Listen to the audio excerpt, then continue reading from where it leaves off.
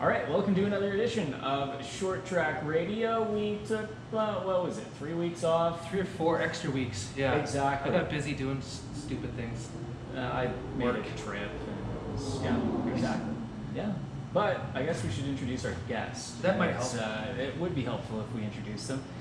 Tim Christy, Victoria Auto Racing Hall of Fame inductee, late model champion, Thunder Car champion, Claimer champion. Out here at Western Speedway, raced all up and down Vancouver Island and all throughout BC. Tim, thanks for stopping by on your way up to the lake here to get a podcast in. Oh, you're welcome. Thanks for having me. Yeah, and we should mention the setting here today. Yeah, a lot better setting than my dad's garage and Mike Haslam's garage and things like that for the Victoria Hall of Fame. The Auto Racing Hall of Fame, and there's cars running in the background, which is a welcome sound.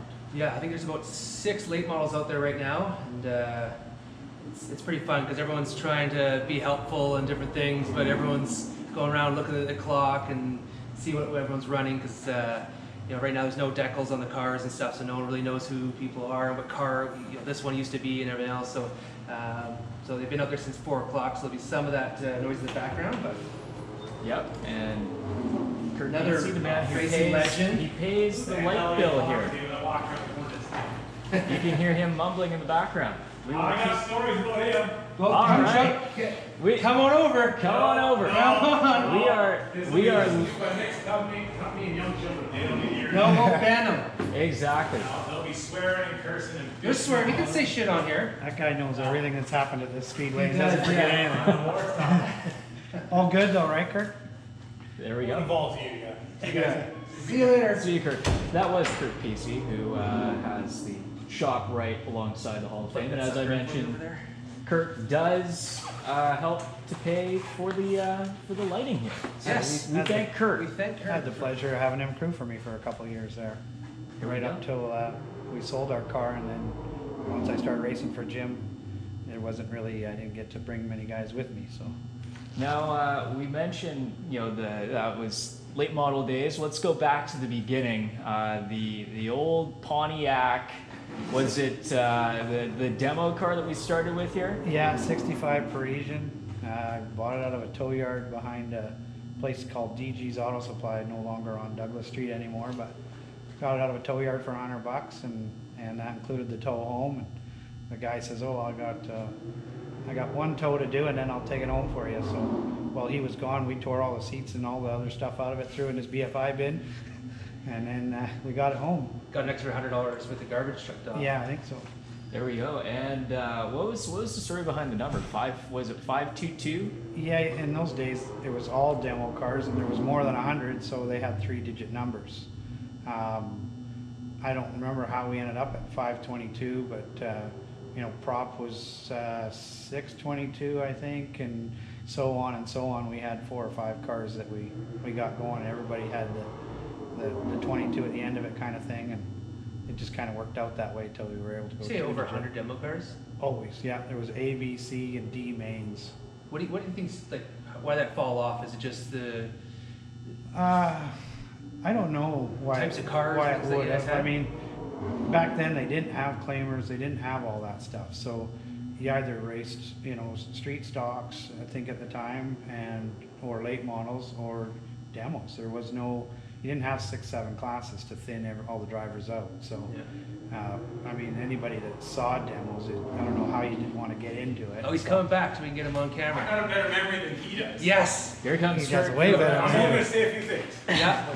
You got to tell him about the 2-barrel in 2000 with the stock car. Remember when you couldn't make the first late model race? Yeah, So you got to tell him that one. when I borrowed your car. Borrowed car, and he finished 3rd, and he kicked it. Remember, you won the fast heat, and you kicked everyone's ass, and it was a 2-barrel, and all we changed was put your tires Put on. the tires on your Yeah. stock car, yeah. And then a year later, late models, everybody else was running fancy shocks, and he didn't want to buy shocks because he's cheap. We go to my stock car after my main event. We take the shocks off my stock car, put them on his late model. And he wins. I won the stock car, and he won the main in his same set of 4 shocks. What- so was He'll that the say, year- I changed my shocks. Someone drove my stock car. Was that the same night? No, yeah, it was the same night. Moline drove it because it was the same number. That's right. Yeah, and he drove Yeah. mine, and Lance drove Trevor Bauer. I can't believe I couldn't remember it was Lou that drove my car. We were just having that conversation a couple days ago in here. Anyway, that's all I got to add. Wow, Let's see, get and those I stories. didn't remember No, that. see, but I remember it because I'm in it, right? You probably did all the work. If I'm in the He was doing story, interviews and Then you remember. then I remember them all. Anything else, he went, yeah, whatever. he brought a little notebook. There's that Six laps pictures. down, 6 laps down, came back, and then the balancer fell off. That was even, remember that one? There's the famous picture of you standing beside my car when no one's around. Oh, wait, guarding it. I was the old dog. He's got no friends. I don't need to see this. I've seen this. Here. We'll sorry. have to get you on No, an episode no, with us sometime. no, I you don't bring like- a friend. no, Give me Tim no, next I time. can talk about him all I want and anybody else, or you, your old man. I'm not talking about me. Fair enough. I had to add those ones. See you, buddy. See you, buddy. Better than any shot. Round 2. Awesome. Wait another Well, 30 seconds, he'll come back. No, Come on. He remembers everything that goes on. I can't believe the stats. He'd probably tell you how many times I've won, and I don't even have a clue. Well, that's what happens. You win so often, you kind of you forget. I know how many times I've won because I counted on my hand. Needs to be reminded. Yeah, exactly. That's awesome. So we're going to talk about demo so cars. Demos, yeah. I mean, there was hundreds of cars, and the pits were just full of demo cars. And yeah, if you know, I mean, I think my first trophy was second in the B main or something like that, and that was hooked ever since, kind of thing. And who are the guys you run against then? Oh, Gord Smith would have been out there. Or Was it Randy 81 Smith, that the you said you Boot. started?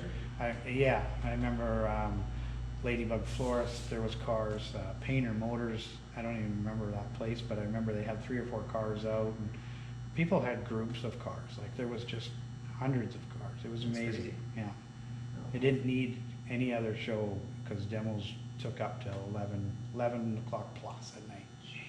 Neighbors, if it happened now, would be not too. Not Well, too there happy wasn't with that. many around here then. No, I think, now if I I'm remember saying, right, yeah, I think before- it was still gravel from about Turn 2 where or 3. from where the pub is, from the log Log house house to up here there. was gravel. I think back then. Wow. It's crazy how far Really it's showing gotten. my age, I guess. We're taking a look right now at, is that an old Olds? Yeah, old Cutlass that had a small block in it. Came with a small block. Didn't have the Rocket 350. That was a pretty fast car. Awesome. And we were Those- talking, no, go Go ahead. ahead. Tim. Those Yep. days, you didn't put motors in the cars. You bought a car that still ran, and you ran it. Like Checked Gord oil and, Smith was probably one of the only ones that was building stoves for his cars, and he was just this black fear out there to me. I like the, I still have the trim. Yeah, I oh still have the yeah. trim on there, like, Well, that was probably it's built, aluminum, so you probably. it was probably no built weight in a left. day because you could just about. I mean, that car might have rolled into Thomas Auto Wrecking on Friday, and it's like, oh, that's going to be a car tomorrow. So Nice. you started on them right away. So was that a whole thing, was trying to hunt down these cars all throughout Victoria, trying to pick which Absolutely, one? yeah. But there was hundreds of them. Like it wasn't like now where you don't find a Le Mans kicking around or a Malibu or anything. I mean, they were all over the place. Yeah, I was running stock cars. We had Monte Carlo, and I think I took every front nose and grill Yeah. on the island. I think I had one I of the wrecked every first single one of them. full-length Monte Carlos, a '73 Monte Carlo, because I remember that was the first time Gord Smith ever came over to talk to me.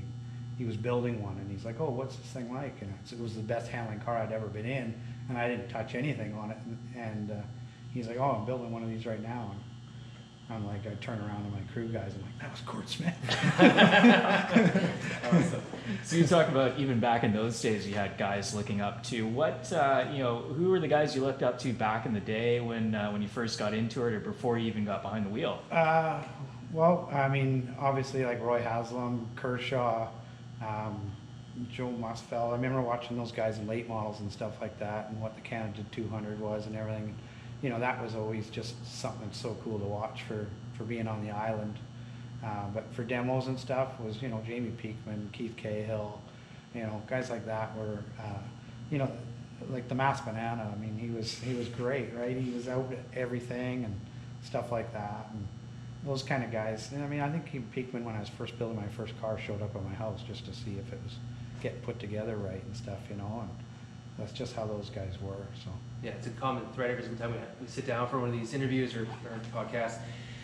Everyone helped everyone. Yeah, It seemed they like did. it was, you had your little crew, They but did. then Yeah. everyone kind of went away and helped everyone They else and did. came back. And we had that for the most part, people from different crews that would sort of Yeah. help me out. And I think now it's a little more isolated. Just people are so busy. Yeah. They have time to work on their car. yeah, And that's yeah. about Well, it. there was 2-day demo shows. I mean, Orville the Clown was here with, you know, a couple of other different daredevils that were with him and stuff.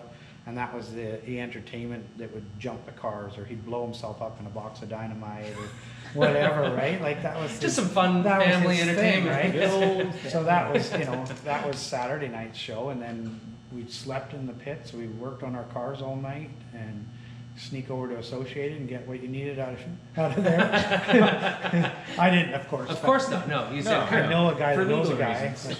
But yeah, and you know, and then you had your car ready for the next day because it was a 2-day show.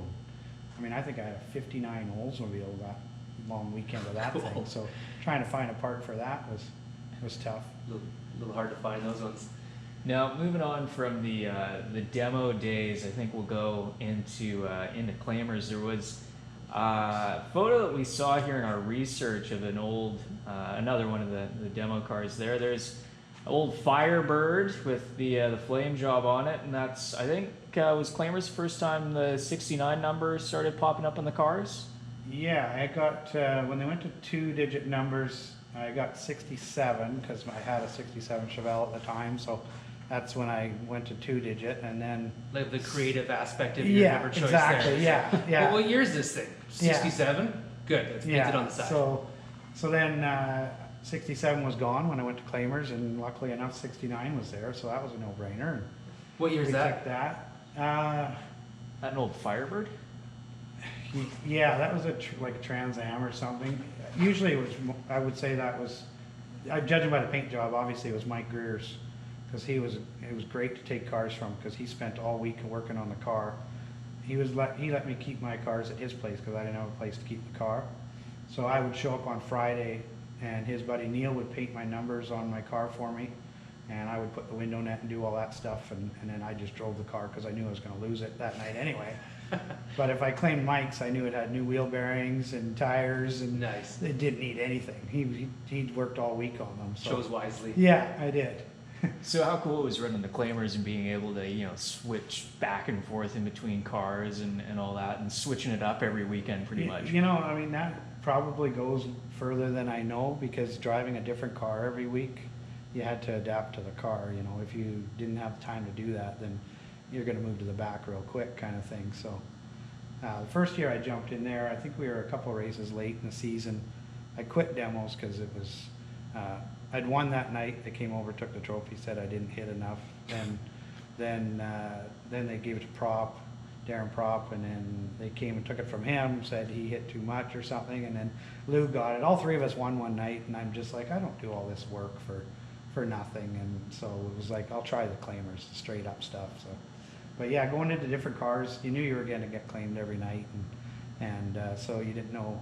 I had a couple guys that were really good at keeping track of what car became what car, because you couldn't claim your own car back for 3 races. So you had to reach out and grab different cars, and one of my crew guys was specific at keeping track of, okay, that was this car, that was that car, and That's smart. There's no way I've ever done that. Yeah, it Yeah, was. this is pre-internet, but Yeah, exactly. Yeah, So that's research, right. you actually had Yeah, to no, write this was down. handwritten stuff, and, Yeah. and going by notes. Okay, 69 became 57, and then 23, and you know, that kind of thing. So You couldn't ask anyone because people would be like, "Oh, Oh, that's yeah, a smart no, idea," yeah. and then they start doing it. yeah, no, you didn't want to tell anyone what you were doing, and if you ask anybody about their car, it was a pile of junk. Oh, you don't want this one. So you had to just rely on your own guys for that. So we got a little tag team photo here of, so that was your stock, or you said it was a Claimer at that time? Yeah, This one? that was my Claimer. Yeah, it was a Claimer, and then we had a little. Skull Bandit paint job. Doug Aiken-Close, a guy that crewed for me a lot when we had Claimers and stuff. He loved painting, and he loved Harry Gant, so he did up a school car. And he had the Bandit on the hood, and he put a ton of time into that paint job. And yeah, so that was one of the better looking cars for sure. And I think the next time it got claimed that night, came out the next day, it was black. I'm like, oh, I can't believe you painted. He says, oh, I thought you would have wanted me to get rid of all that. I'm like, no. Oh, the guy put so much work into it. Yeah. So the second part of that photo was you got Big Lou walking behind Yeah, your car, right. his demo car there. The What was 64. that relationship for you? You know, Well, we had, racing I mean, and otherwise. we were as close as you could be for brothers off the track, but at the track he was a serious guy, I didn't talk to him much because he had race face, and he Oh, just really? he wasn't a social guy at the track. Not till that first beer after the races. Then you could talk to him about whatever. But up to that point, it was just kind of him being him and me being me. I was more the social end of it, and he was so nervous.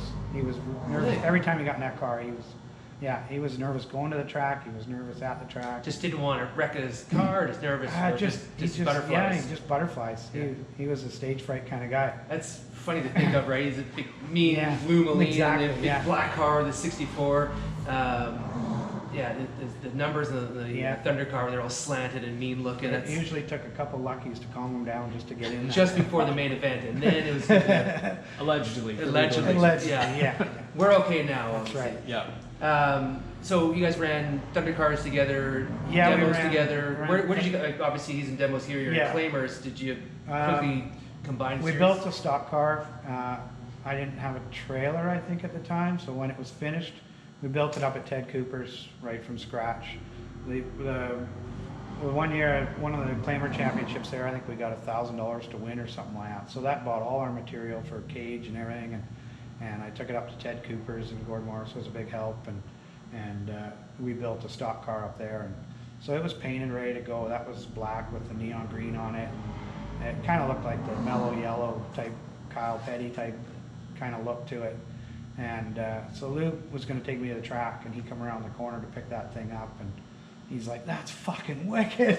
And then I think about a week later, he was at Lejeune's, and they were making a deal on building a stock car.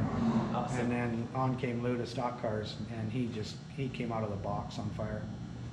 How he was, don't have any stats on him, his stuff there. Where did he finish the first year?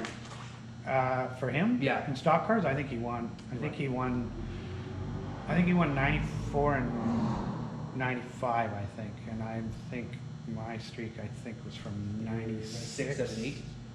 Yeah, that's right. Oh, cool. Was that when the Rainbow Warrior paint scheme switch happened? Yeah, You just Yeah, that's about it. We got rid of the black. Black didn't work for me like it did for Lou. And so Victoria Bottle and Battery, they painted the car multicolors because it looked like Jeff Gordon's, and as You much wanted to as be like I Jeff was, Gordon. I didn't want to be You like did. Jeff Gordon, but You told me maybe- before this not to say that's anything, right. but yeah, he I was your think hero. that's why Jeff Gordon was so good, because you put those colors together and you're just fast.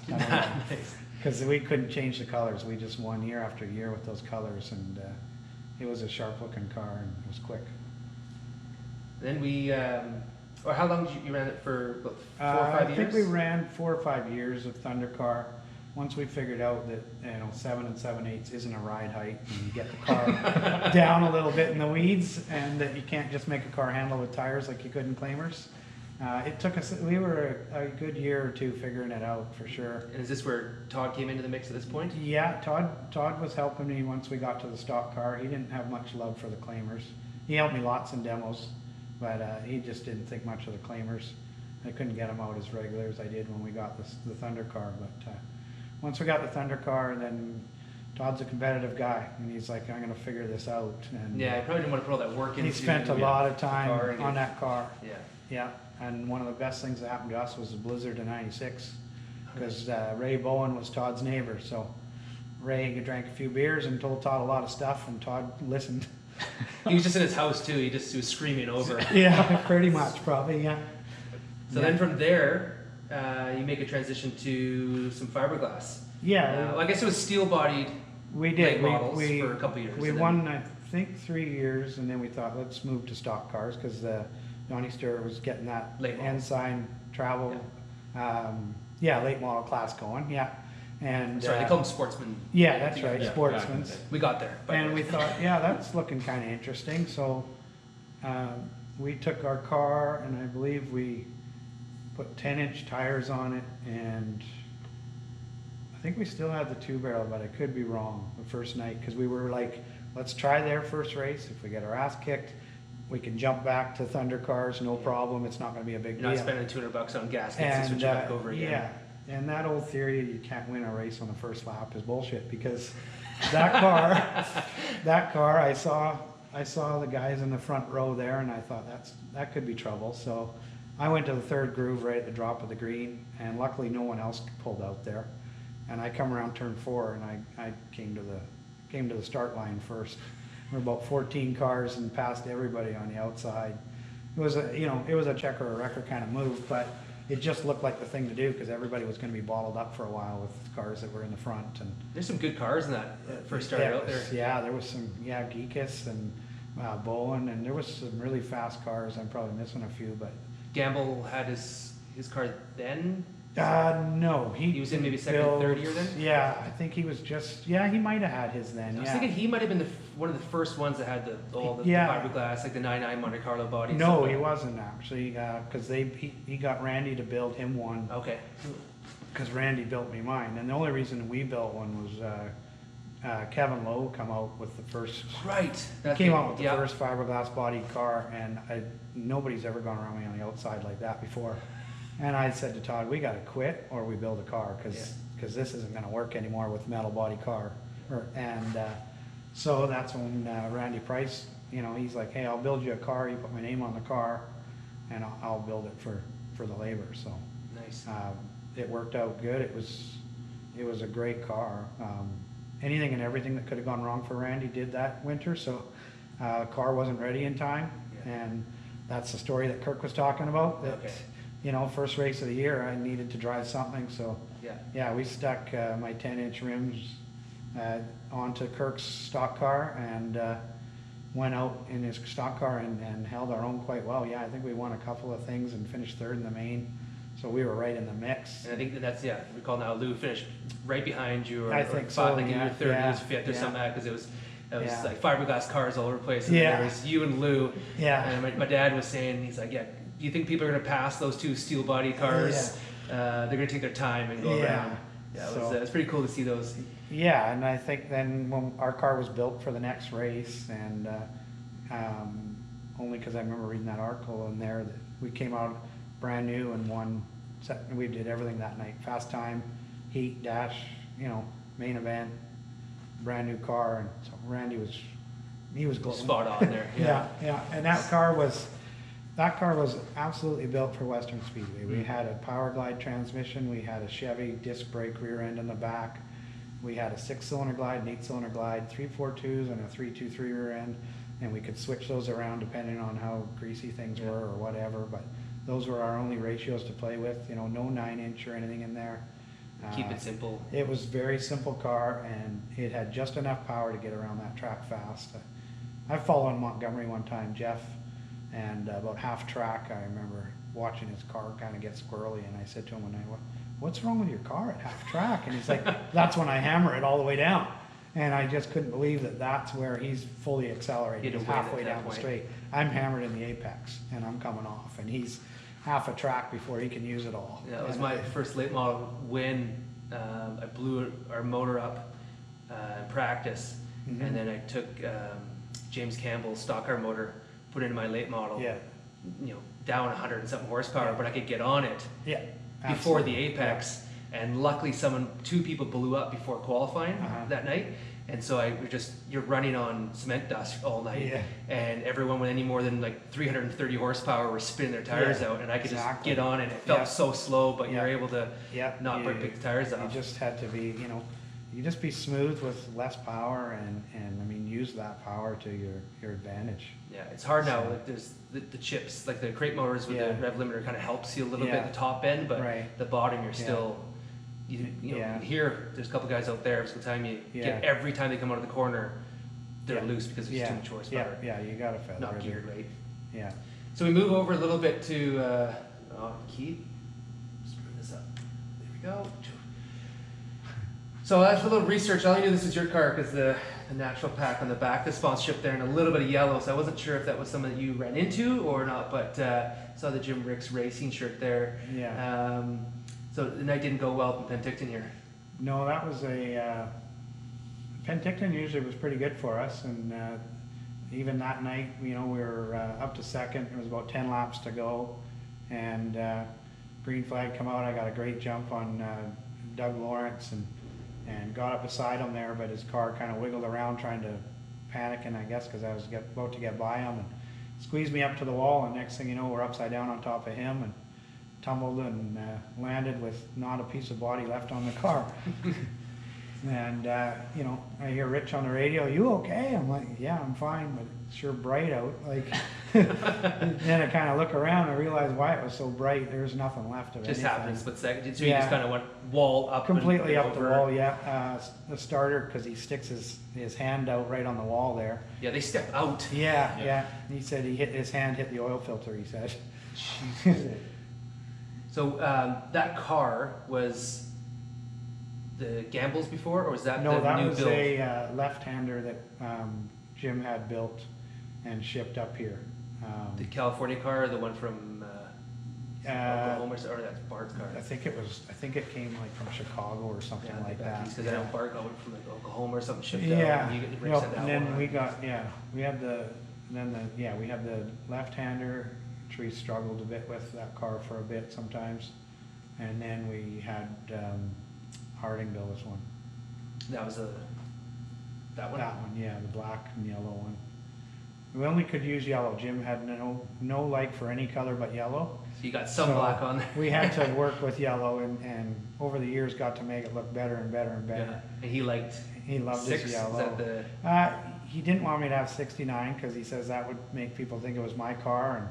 And Oh, really? Quaid had 9 and 6 Yeah. was available, so we went with 6. So. I thought you should always have like a little 9 somewhere Yeah, in the yeah, 6 a or little- something, a little yeah, tribute back. yeah, I or agree. 552 by the sounds Yeah, of it. there you go. Numbers. Yeah.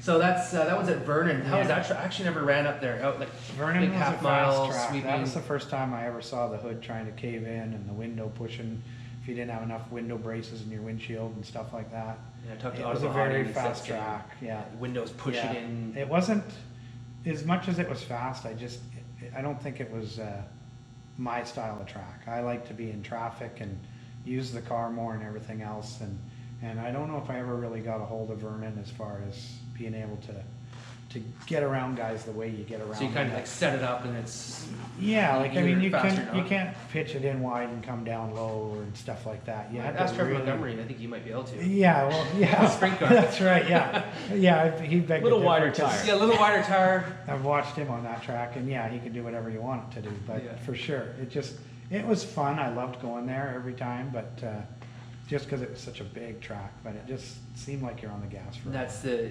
ASA series, or was that the Katana?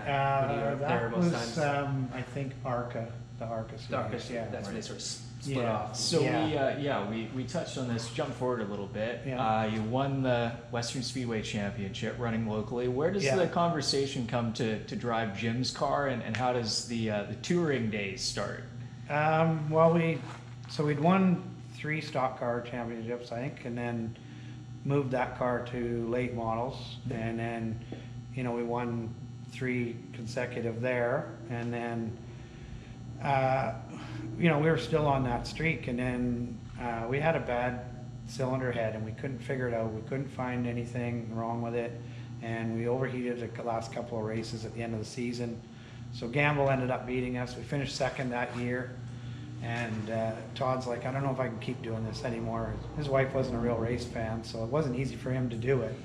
And he put in a lot of hard hours. And so I'm like, okay, well, I guess, then I'm going to sell the car and that's it. We'll pack it in kind of thing. Because it was getting expensive and we're doing it, we'd take our empties in. Do we want a shock or do we want a tire? Like, that was our budget kind of thing. And we even had people come and they were giving us money sometimes. Here, get a couple tires. Like, you're falling behind and stuff like that. But it was just to the point where we you can't do it. You're raising kids and everything else, and it couldn't come out of your pocket anymore.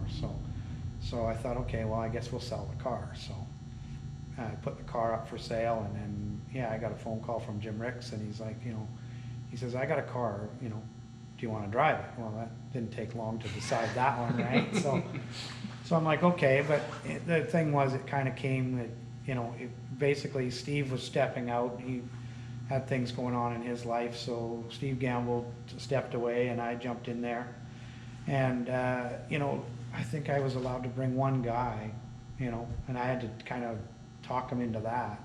So Phil Hayward came with me, and Phil'd been with me since Claimer days kind of thing, right? I mean, he knew where I put my helmet or where this was or where that was, because he's there all the time kind of thing. If the car came home in a wreck, he's up all night and all the parts are in my car to go to work the next day kind of thing. And here's everything that's bent or whatever, you know, he loved it, right? So, so Todd was done, so it wasn't a big deal there. And then that's kind of where we lost Kirk, because Kirk started to crew for us, but you know, he was their guy. So that was kind of different because I had to gel with other guys, and you know, they didn't really know what I was thinking or doing or that kind of stuff. So half of my success, you know, if not more, was a lot to do with the guys that I had with me at the time. They, you know, I'd go warm up the car before, you know, when we had our other car, and Todd would watch it in the corner, and he's like, you know, and I'd say, oh, you know, it's loose. He goes, well, it's only loose because it's tight in the middle. I'm like,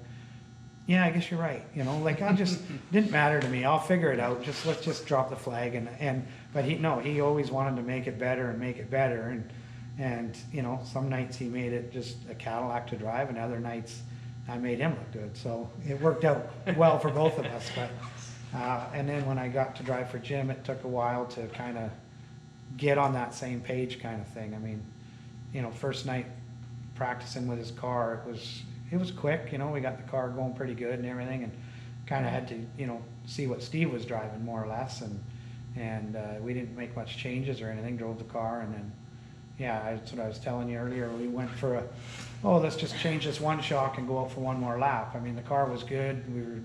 I just wanted to try something else, and we go out, and Dale Robinson had some shifter problems coming out of the pits and come right up the track, and basically I squeezed between them before I got rear-ended them and flew off turn 3 and landed upside down in the water there and bent that car completely to a pretzel. And that's a good way to get a new car, I guess. Yeah, that's hey, the car is great. Yeah, it's actually a pile of crap, yeah. so you flip it over. Yeah.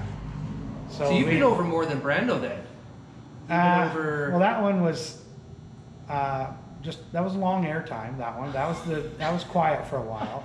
And then landed driver's side down in the creek there, so you not completely fine. over. Yeah, totally fine in that one. And actually totally fine in both. I mean, the other one, you know, I don't know. You're in those things. You're safe. Like, Yeah. people don't believe you when they tell them it's safer to be out here than it is to drive to work. You know? Tumbling's alright. It's that sudden stop. It's the quick stops that that are going to hurt. Yeah, yeah. So you said the other one, but you've had 3. That was the results of the Penticton one. That's okay. Yeah. Gotcha. Okay, Yeah. I thought that was a Was separate. there was one in Prince George. I thought there's Prince George too. wasn't Prince George, yeah. So Prince George, Penticton, and West. Bart and I get along so well on the racetrack that I was coming around. I believe he was down a lap, if not, you know, he'd pitted for something, and so I wasn't really thinking much of it.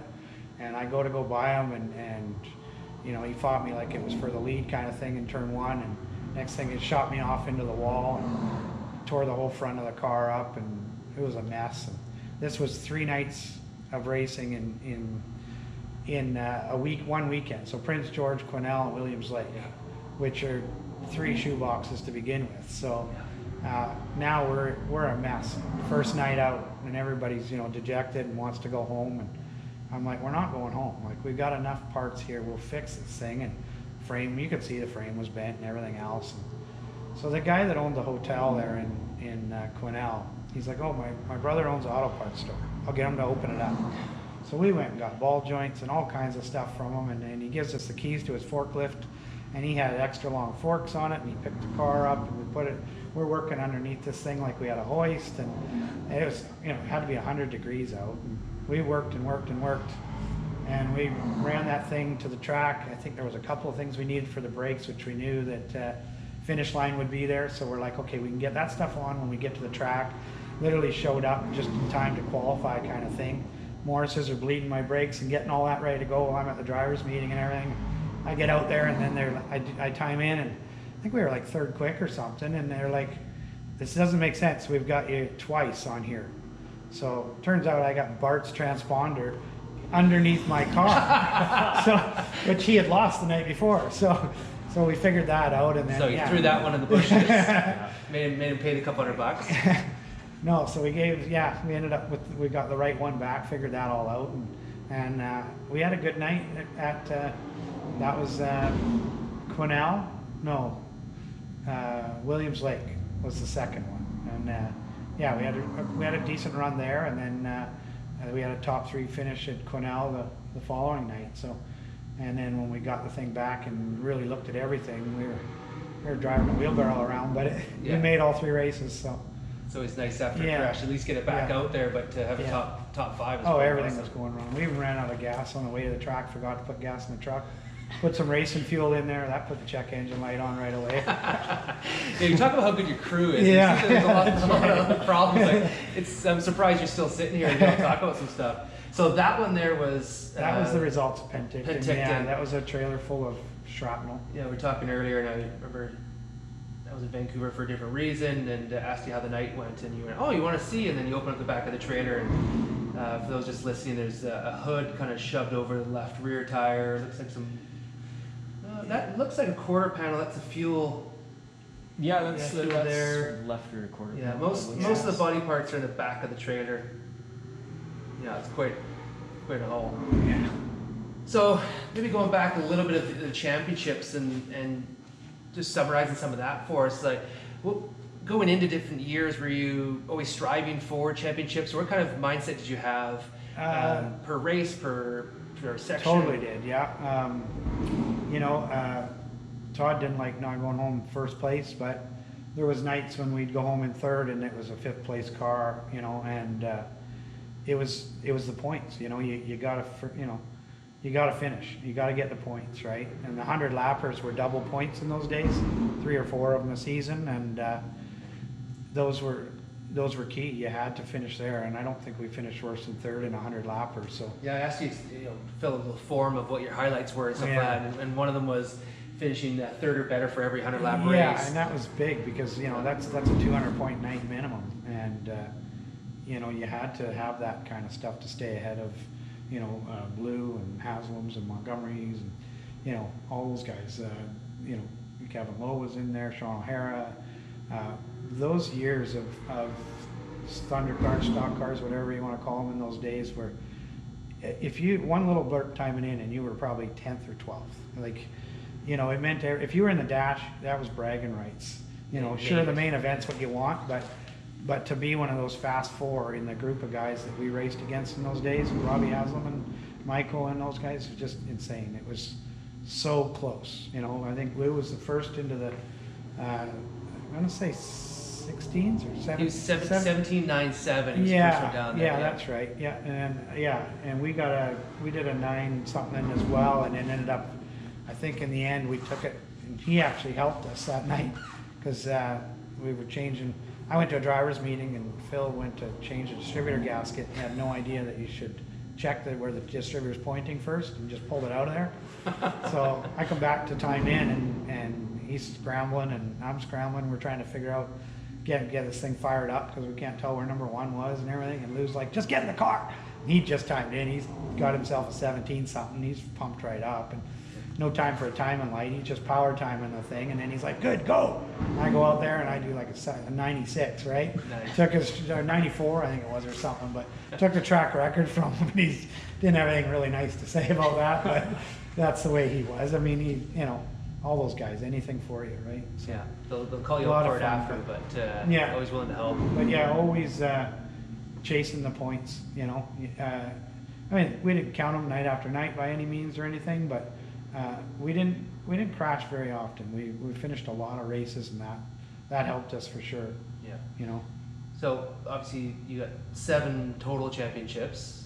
Yep. 7 in a row. Six in a row? Yeah, Nice. 93. Oh, 93 when we won 94 and Claimers. 5, so 96, 7, Yeah. 8.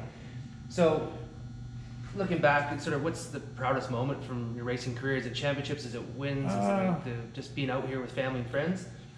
Yeah, I mean, that's the biggest thing about not racing now is I don't get to see a lot of those people, and you know I've made a lot of good friends through racing and stuff, and you know Todd and I mean we're still close, but that was everything. We spent every Wednesday night we worked on the car, or, you know, and Saturdays we're racing, and I'd be at work Saturday, he'd be on the car all day long, and he's thought about it all Friday night, and you know, and our scales were bathroom scales on wood planks, and then we times the weight by 4, and he came up with it, and it was just as good as our scales at Speedway. Like, we were bang on, just, you know, with some Walmart bathroom scales, and very small shop to work in. I mean, you had to take half the handle off the jack to jack it up, because there wasn't even enough room in there to do that, and a not very even floor. And we had it marked out where the wood blocks go, because each block was different heights, and yeah, it's things like that I won't forget, you know, for sure.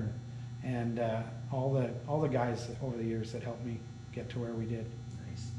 Yeah, it's pretty awesome to have 7 championships, but like I said, you have a pretty good name behind you of not wrecking people and not, you know, you didn't play rough kind of thing. I drove people the way I wanted to be driven against, Yeah. and I think sometimes that paid off to my favor. You know, there'd be lap traffic, and I always would wave, you know, thanks for letting me by, kind of thing. And then, you know, a guy like Bowen would try to go by and didn't get the same grace, and you know, and then he'd tell that guy later what he thought of it, and that made it harder for him to get by even Sometimes next time. next time around might be a little harder, Yeah, a little harder. where I think I like to think I had the respect of most of the drivers, and that helped me along the way, because you know, there was a dozen cars that were lapping guys on a constant basis, so you treat them all with the same respect. And if you're not having as much fun if you race against 5 people, so Yeah, it's nice to no, have everyone on no. the track. Sometimes people have a bad night, but There's no better win than start at the back and go to the front. If you start at the front and win a race, that's to be honest, I would take any win. If I could start at the front and win, I Yeah, would take it. yeah. Well, not having 7 championships, I'm like, no, wrong. I'll take any win. I love passing the cars and Yeah, it is biding fun, your yeah. time, and that's what I loved Little about it. strategy, kind Like of the enjoy Canada that part. 200 and stuff. I mean, we tried every strategy possible, and every time we ever saved the tires, somebody blew a rear end, and it didn't matter how good your tires were, or, you know, oh no, I'm getting to the front now, I'm getting out of the trouble, and then the track would get slick, or it just anything possible. I led every lap but the one that mattered in that one, I think. So it's always the one that got away. Before that 13th place finish, you were 5 laps down. Yeah. Did we go over that already? I can't remember. We No, did we did. before or after. No. So that was which Canada 200 was that? I'm not sure if it was the Canada 200 or it was called the Thrifty Foods 150, because I'm not. Oh, okay. I'm not exactly positive which one it was, but I remember, you know, we'd gone over the car top to bottom, and you know, new valve cover gaskets, new this, new that, everything that was, you know, to do a long race. So we'd gone over the whole thing, and you know, in those days, if you didn't buy good valve cover gaskets, then you needed to get them hot and then tighten them down again. Well, Yeah. we didn't get it hot enough, I guess, warming up and everything, and so it started to leak, and we're smoking pretty good. So we get the mechanical, and we got to pull in, tear the hood off. Todd gets at it right away, tightens down the valve cover. We get out there. I think it was 5 laps down, and you know, you were allowed, if you were a lapped car, to start on the outside. So we started on the outside. We made up a couple laps there. I think we made up 1 or 2 under green. I don't know if it was the car or the circumstances or the night, but we were absolutely on rails, and there was just nothing out there that could touch us, and we were just passing anything and everything. I didn't care if it was 5 times, 10 times, who they were. I didn't wait for anything. I passed everything as soon as I saw it or got to it, and to me, it was one of the best nights ever, because it was just unbelievable to make up that many laps. Yeah. You know, we got up to 3rd place. I just passed Gamble. I think there was 12 laps to go. I'm thinking, yeah, I can reach these 2 guys. And then all of a sudden, nothing. The harmonic balancer, that was before we were allowed a 1-piece balancer, and the little rubber in between there, the balancer came apart and took the fan belts out, and that was the end of the night. So, yeah. So all fun, but 13th after Yeah. all that, still Yeah. still. I even quite a had the guy. I mean, I always wanted to be the guy you bet $1 on in the stands. night. And Yeah. the guy that won that night came down and handed me the money to fix the car. He's here, I won this. He says, but you had the show. That's awesome. And I just remember, you know, it was $40 or something like that. I'm like, well, thanks. I'll take it. Yeah. But yeah, that was a fun night, because we just, you know, we literally, I don't know, sometimes you don't need the trophy to prove that you had the car for the night, but Yeah. that was one of them for sure. Awesome.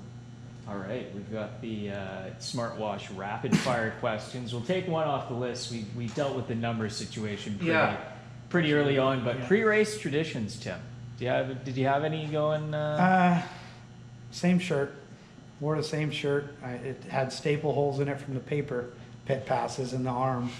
Oh yeah, because you had to have the Yeah. nice. Yeah, it was a paper one, and they'd staple it to your left shoulder. It had to be the left shoulder for me anyway, Right. and yeah, I had to wear the same Mac Tools t-shirt every race. My wife had to go back to the campsite at Saratoga one time to get the shirt. You Yeah, couldn't for some reason? I just had to have that shirt. Yeah, but why couldn't you go back? Why'd you make her go Oh, back? because I was running the car or practicing or Okay, something. fair right? enough. Okay. So, yeah. You were just like, That's right. get No, back to the. no. We couldn't all do like Lou did at Saratoga there one time. He showed up at 6 o'clock at night and everybody timed in already, and he jumped in the car and goes out and sets track record. His first lap around that track ever. It's the 64 power. Yeah. So car race, you if you had the chance to go back, top equipment, what car or race would you want to compete in again? Well, definitely the 200. I feel like that's not the tick in the box yet. So that one's one that I'd never get tired of running that one. I mean, and I'd love to try a sprint car too, but I think those days are done. I got to try one once for Rob Scott. I jumped in his car at a practice night.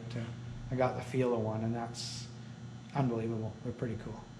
I've watched the guys I raced against have a lot of success in sprint cars, so it always made you wonder, geez, I wonder what you could have done there. But just the practice night that I was in, I saw the look on my wife's face. And so, no, that wouldn't happen. Late model's enough. Yeah, that's You right. got someone watching us over there? Or what's...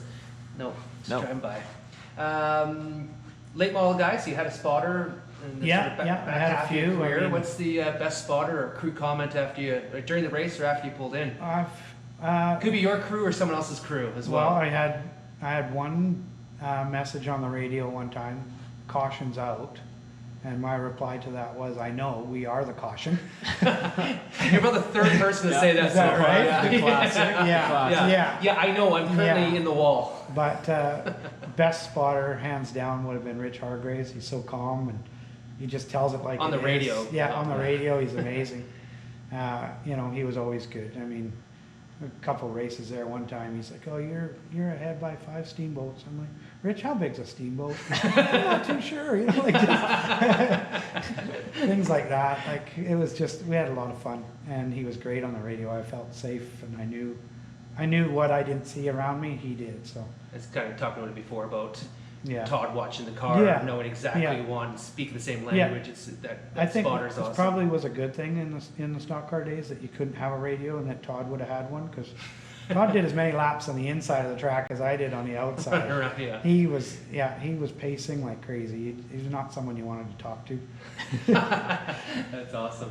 All right, last one. finally, best track for after race party.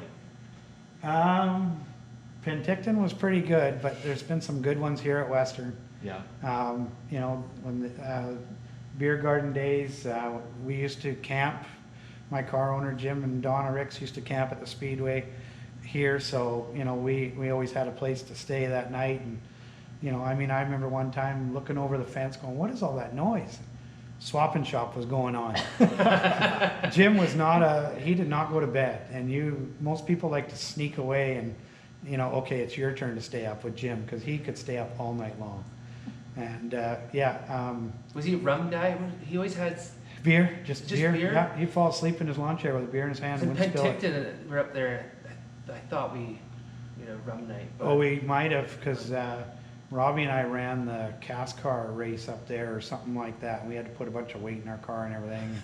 And Chez is like, if you guys can kick these guys' ass, he says, drinks are on me next race at Penticton. So I think Robbie and I did pretty respectable, because I can't remember how we finished, but we got to Penticton and we had a 60, a 40, and a Twix or a Crown Royal each given to us from Sanchez, for how we did it at, I think it was Williams Lake at the time. So, yeah, we did all right there.